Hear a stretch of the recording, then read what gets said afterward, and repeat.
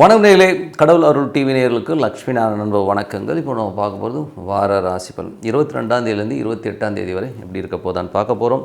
So எப்போதுமே சொல்கிறதாங்க, ராசிக்கு பார்ப்பதை விட லக்னத்துக்கு பார்க்க தான் பர்ஃபெக்டாக இருக்கும். உதாரணமாக ஒரு மகர லக்னம் விருச்சிக ராசினா நீங்கள் வந்து விருச்சிக ராசிக்கான பலன்களை பார்க்குறத விட மகர ராசிக்கான பலன்களை பார்க்குறது ரொம்ப பர்ஃபெக்டாக இருக்கும். முதல்ல வர்றது பொது பலன்கள், அதுக்கப்புறம் தசாபுக்தி பலன்கள்.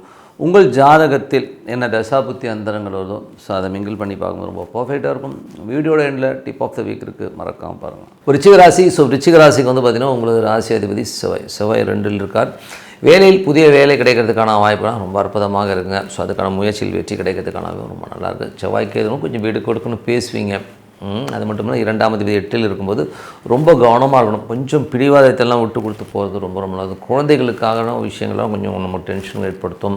பூர்வீகத்துலேருந்து வந்திருக்காங்கன்னா அவனால் வந்து கொஞ்சம் ஸ்ட்ரெஸ்ஸையும் உருவாக்குவாங்க. ஸோ அந்த மாதிரி விஷயங்களும் கொஞ்சம் கவனமாக எடுத்துக்கோங்க. அதுக்கப்புறம் 3, 4ஆம் அதிபதியான சனி. ஸோ 3, 4ஆம் அதிபதியான சனி வந்து பார்த்திங்கன்னா உங்களுக்கு 5ல் இருக்கும்போது உங்களுக்கு முயற்சியில் பெரிய வெற்றிகள் கண்டிப்பாக இருக்குங்க. ஸோ அதில் எந்த வித மாற்றம் இல்லை. மற்றபடி வந்து 4ஆம் அதிபதி 5ல் இருக்கும் சொத்துக்கள் சம்மந்தமான விஷயம் நல்ல ஒரு தீர்வுகள் நல்ல ஏற்றங்கள் வரும். ஸோ 5ல் வந்து சனி இருக்கும். குழந்தைகள் ரொம்ப சோம்பேறித்தனமாக இருக்கிறாங்க, என்னடா இப்படி இருக்கிறாங்க அப்படிங்கிற மாதிரி சூழ்நிலை கண்டிப்பாக ஏற்படுத்தும். 6ஆம் அதிபதியான செவ்வாய் வந்து 2ல் இருக்கும்போது நிறைய பிரயாணங்கள் வேலை விஷயங்கள் வந்து நிறைய மாற்றங்கள்லாம் இருக்கும். கடன் கேட்ட இடத்துல கிடைக்கிறதுக்கான ரொம்ப அற்புதமாக இருக்குங்க. அதுக்கப்புறம் பார்க்கும்போது உங்களுக்கு 7ஆம் அதிபதியான சுக்கிரன் வந்து பார்த்திங்கன்னா உங்களுக்கு வந்து இப்போ சுக்கிரன் வந்து 2ல் இருக்கார். அதுவும் கேதுவுடைய சாரத்தில் இருக்கும்போது நல்லாயிருக்கும். என்னென்னா சுக்கிரன் போய் கேதுவில் இருக்கும்போது கணவன் மனைவிக்கினோட கொஞ்சம் விட்டு கொடுக்குன்னு பேசுகிறது, கொஞ்சம் அவங்க நம்ம மேலே ஒரு தப்பான ஒப்பீனியன் வர்றதுக்கான வாய்ப்பு கவனமாக இருக்கணும். பார்ட்னர்ஷிப்பில் இருக்கணும் வந்து கொஞ்சம் கவனமாக பேசுகிறது ரொம்ப ரொம்ப நல்லது. அதுக்கப்புறம் பார்க்கும்போது ஏன்னா வந்து அது 7க்கு 8 ஆகிடுது. ஸோ அதனால் கொஞ்சம் கவனம் வந்து 8ஆம் அதிபதி புதன் வந்து பார்த்திங்கன்னா ஒரு ராசியிலே இருக்கும்போது நிறைய சந்தேகங்கள், திடீர் அதிர்ஷ்டங்கள் வருமா, எப்படாச்சும் திடீர்னு ஒரு பல்க் அடிக்கணும், பெருசாக ஷார்ட் பீரியடில் வரணுங்கிற எண்ணங்கள்லாம் ஏற்படுத்தும். ஸோ அதனால் அந்த மாதிரி விஷயங்கள் கொஞ்சம் ஜாக்கிரதையாக ஹேண்டில் பண்ணுங்கள். ஏன்னா மைண்டில் வந்து அந்த மாதிரி ஒரு எண்ணங்களை கண்டிப்பாக தோற்றுவிக்கும். அதுக்கப்புறம் பார்க்கும்போது 9ஆம் அதிபதியான சந்திரன். 9ஆம் அதிபதி சந்திரன் சிறப்பான பலன்கள், வெளிநாடு தந்தை சார்ந்த விஷயங்கள் அற்புதமான பலன்களை கண்டிப்பாக ஏற்படுத்தும். இதில் வந்து பார்த்திங்கன்னா கொஞ்சம் அப்பாவுடைய உடல்நலம் சம்மந்தமான விஷயங்கள் மட்டும் கொஞ்சம் கேர் எடுத்து பார்த்துக்கிறது ரொம்ப ரொம்ப நல்லது. அதுக்கப்புறம் பார்க்கும்போது 10ஆம் அதிபதியான சூரியன் வந்து 2ல் போது தொழில் ரீதியான விஷயம் நிறைய ஏற்றங்களும் நல்ல லாபங்களும் வரதுக்கான வாய்ப்பு ரொம்ப நல்லா இருக்குது. 8, 11ஆம் அதிபதியான புதன் ராசியிலே இருக்கும்போது சடனாக சிங்கிள் ஷாட்டில் ஒரு பெரிய காசு அடிக்கணும், பெரிய லெவலில் சம்பாதிக்கணும் எண்ணங்கள்லாம் இருக்கும். பட் இருந்தாலும் ஏன்னா மாட்டினீங்கன்னா முடிஞ்சிச்சு ஸோ அதனால் கொஞ்சம் இதெல்லாம் ரிஸ்க் எடுத்துக்காதீங்க, ஓகேங்களா. லைஃப்பில் வந்து பிளான் பண்ணி பெரிய லெவலில் வரதுக்கான வாய்ப்புகள் நிறைய இருக்குது. அதுக்காக ஷார்ட் ரூட்டில் போய்ட்டு மாட்டிக்கிட்டிங்கன்னா உள்ளே 15-20 வருஷம்லாம் இருந்தீங்கன்னா தான் உள்ளே போனால் தான் தெரியும் எவ்வளோ கஷ்டம்னு, ஓகேங்களா. அதுக்கப்புறம் பார்க்கும்போது உங்களுக்கு 12ஆம் அதிபதியான சுக்கிரன் வந்து பார்த்தோம்னா உங்களுக்கு வந்து 2ல் இருக்கும்போது நிறைய அலைச்சல்கள், பிரயாணங்கள், சுப நிகழ்ச்சிகள் சம்மந்தமான விஷயம், கொஞ்சம் நெருக்கடிகள் வந்து சரியாகிறதுக்கான வாய்ப்புலாம் கொஞ்சம் பார்த்து பண்ணணும். மற்றபடி என்னங்க என்னை பொறுத்தவரை வந்து இது ஒரு பொது பலன்கள். இப்போ பார்க்கும்போது தசாபுக்தி பலன்கள் வந்து பார்த்திங்கன்னா விருச்சிக லக்னமாகுது சூரியன் தசாபுத்தி. சூரியன் 10ஆம் அதிபதி 2ல் இருக்கும்பொழுது நல்ல ஒரு ஏற்றங்கள், நல்ல தொழில் ரீதியான விஷயங்கள், லோன்ஸ் சம்மந்தமான விஷயம் கொஞ்சம் அலைச்சல்கள் இருக்கும். அதுக்கப்புறம் போது விருச்சிக லக்னமாக சந்திரன் தசாபதி. சந்திரன் வந்து பார்த்தீங்கன்னா புதிய சொத்துக்கள் வாங்கலாங்கிற எண்ணங்களை கண்டிப்பாக ஏற்படுத்துங்க. இளைய சகோதரருக்கும் உங்களுக்கும் வந்து ஒரு சின்னதாக ஒரு வாக்குவாதங்களோ டென்ஷனோ வர்றதுக்கான வாய்ப்புலாம் ரொம்ப கவனம். தாயாரோட உடலும் சம்மந்தமான விஷயம் கொஞ்சம் கவனமாக பார்த்துக்கணும். விருச்சிக லக்னமாக வந்து செவ்வாய் தசாபதி. செவ்வாய் வந்து பார்த்திங்கன்னா உங்கள் 6ஆம் அதிபதி 2ல் இருக்கும்போது வேலையில் நிறைய அலைச்சல்கள் இருக்கும். வேலையில் வந்து சின்னதாக வந்து ஒரு எமோஷன் இருக்கிற மாதிரி ஃபீல் இருக்கும். நிறைய கேள்விகள் கேட்குறாங்க அப்படிங்கிற எண்ணங்கள், கடன் நெருக்கடிகள் சில பேருக்கு கண்டிப்பாக ஏற்படலாம். கிடைக்குமானா கண்டிப்பாக கிடைக்கும், பட் இந்த நெருக்கடிகள் கொஞ்சம் அதிகமாக தான் இருக்கும். விருச்சிக லக்னமாக வந்து ராகு தசாபதி. ராகு வந்து பார்த்திங்கன்னா உங்களுக்கு இப்போ ராகு 4ல் இருக்கும். தாயாருடைய ஆக்டிவிட்டீஸ் வந்து ரொம்ப எமோஷனாக இருப்பாங்க. போடான்னு சொல்லி யாரையும் மதிக்காத ஒரு தனத்தை கண்டிப்பாக ஏற்படுத்தும். ஸோ வீடு சம்மந்தமான விஷயங்கள் ரொம்ப பெருசாக பிளான் பண்ணுவீங்க, பெரிய வண்டி வாங்கணும், பெரிய வீடு கட்டணும்னு பிளான் பண்ணலாம். அதுக்கான சோர்ஸ்னால் கண்டிப்பாக பண்ணுவீங்க, ஓகேங்களா. ஸோ அதுக்கு விருச்சிக லக்னமாக வந்து குரு தசாபதி. 5ஆம் அதிபதியான குரு வந்து 8ல் வக்கரமாக இருக்கும்போது குழந்தைகள் விஷயங்கள் பேச்சுக்கள்லாம் வந்து கொஞ்சம் கவனமாக இருக்கணும். பேச்சில் ஒரு பிடிவாதங்கள் இருக்கும். குழந்தைகள் எனக்கு இது வேணும்னு சொல்லி அடம் பிடிக்கும். ஸோ அந்த மாதிரி விஷயங்கள்லாம் கொஞ்சம் கவனமாக பார்த்துக்கிறது ரொம்ப ரொம்ப நல்லது. அதுக்கப்புறம் வந்து விருச்சிக லக்னமாக வந்து சனி தசாபதி. சனி வந்து பார்த்திங்கன்னா உங்களுக்கு வந்து 3 4ஆம் அதிபதி 5ல் இருக்கும்போது 3ஆம் அதிபதி முயற்சியில் பெரிய வெற்றிகள், முயற்சியில் வந்து பெரிய லெவலில் சாதிக்கணுங்கிற எண்ணங்கள்லாம் கண்டிப்பாக ஏற்படுத்தும். அதே நேரத்தில் வந்து பார்த்திங்கன்னா உங்களது 4ஆம் அதிபதி 5ல் இருக்கும்போது சொத்துக்கள் புதுசாக வாங்கலாங்கிற எண்ணங்களை கண்டிப்பாக தோன்றுங்க. ஏதாச்சும் வந்து பெருசாக சொத்து வாங்கணும், ஏதாச்சும் பெரிய லெவலில் ஒன்றும் பழைய சொத்தை கொடுத்துட்டு புதிய சொத்து வாங்கணுங்கிற எண்ணங்கள் எல்லாம் கண்டிப்பாக ஏற்படுத்துங்க. 5ஆம் அதிபதி வந்து குரு வந்து 8ல் இருக்கும்போது குழந்தைகளாக ஒரு டென்ஷனோ ஸ்ட்ரெஸ்ஸஸோ அவங்க பிடிவாதங்களால் நமக்கு ஒரு பிரச்சனை வர்றதுக்கான கொஞ்சம் கவனமாக பார்த்துக்குங்க. ரிச்சிக லக்னமாக வந்து சனி தசாபதினு சனியுடைய விஷயங்கள் வந்து பார்த்திங்கன்னா உங்களுக்கு வந்து என்ன மாதிரி விஷயங்கள் பண்ணும்போது சனி வந்து 3 4ஆம் அதிபதி 5ல் இருக்கும்போது குழந்தைகள் கொஞ்சம் சோம்பேறித்தனமாக இருப்பாங்க. அதுதான் பெரிய பிரச்சனையே. ஏன்னா வந்து அந்த விஷயங்களை கண்டிப்பாக கொடுத்துரும். ரிச்சிக லக்னமாக இருந்து புதன் தசாபுத்தி அந்தரங்கள் புதன் வந்து 8ஆம் அதிபதி ஓகேங்களா. 8 மற்றும் 11ஆம் அதிபதி வந்து இப்போ வந்து உங்கள் ராசியில் வந்து திடீர் அதிர்ஷ்டங்கள் ஷார்ட் ரூட்டில் வந்து எதாவது பெரிய பணம் பண்ணுங்கிற எண்ணங்கள்லாம் கொடுக்கும். ஸோ அதனால் கொஞ்சம் கவனமாக பார்த்துக்குங்க. ரிச்சிக லக்னமாக இருந்து கேது தசாபதி வந்து கேது வந்து பார்த்தீங்கன்னா தொழில் ரீதியான விஷயங்களில் கொஞ்சம் நெருக்கடிகளோ கொஞ்சம் பணப்பற்றாக்குறைகளை ஏற்படுத்துறதுக்கான வாய்ப்புகளும் கொஞ்சம் கவனமாக பார்த்துக்குங்க. கணவன் மனைவிக்கனுடல வாக்குவாதங்கள் மாமியாரால் வர்றதுக்கான வாய்ப்புகள் அதெல்லாம் வந்து கொஞ்சம் அலர்ட்டாக இருந்துக்கிறது ரொம்ப ரொம்ப நல்லது.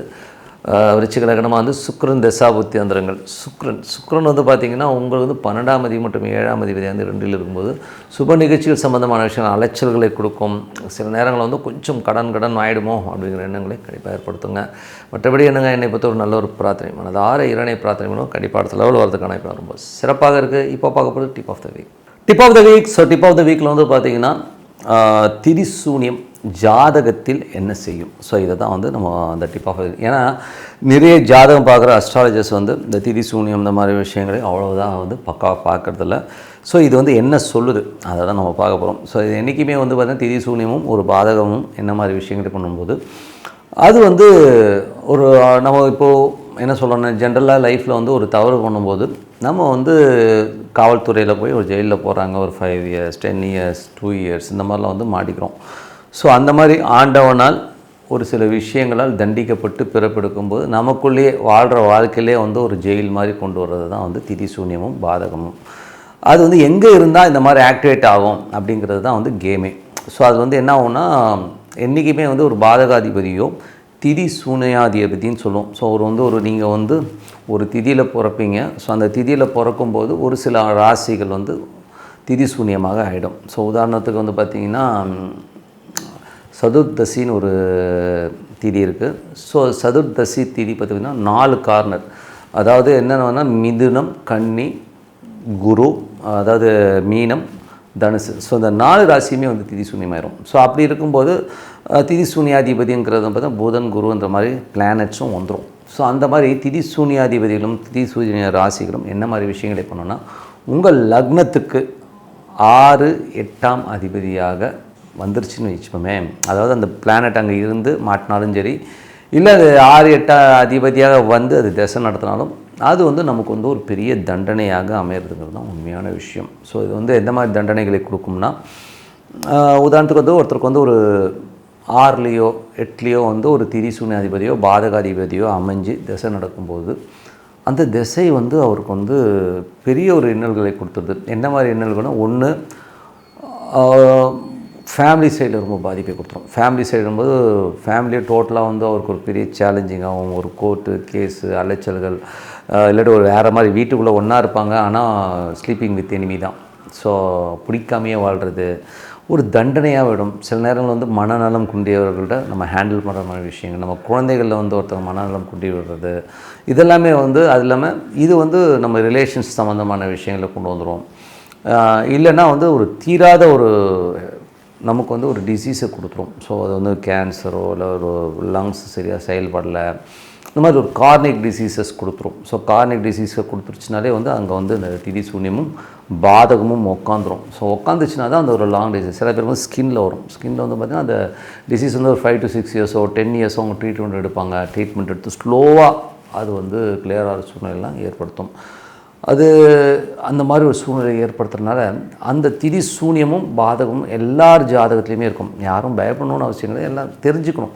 அது என்றைக்கு லக்னத்துக்கு 6 8 வருதோ அது பெரிய பாதகங்களை கொடுத்துரும். ஸோ அப்படி இல்லைன்னா யாரை பாதிக்கும்னா உங்கள் ஜாதகத்தில் வேறு ஒருத்தர் மாட்டுவாங்க. நீங்கள் அவங்க லைஃப் பார்க்கலாம். உதாரணத்துக்கு தாயாருக்கு வந்து திரிசூன்யமாக அது 6 8 வந்துச்சுன்னா அம்மாவுடைய லைஃப் கண்டமாகும், அப்பாவுக்கு கண்டமாகும், இல்லைன்னா குழந்தைகளுடைய லைஃப்பில் வந்து கண்டிப்பாக ஒரு விளையாட்டை விளையாடிடுறதுங்க தான் உண்மையான விஷயம்.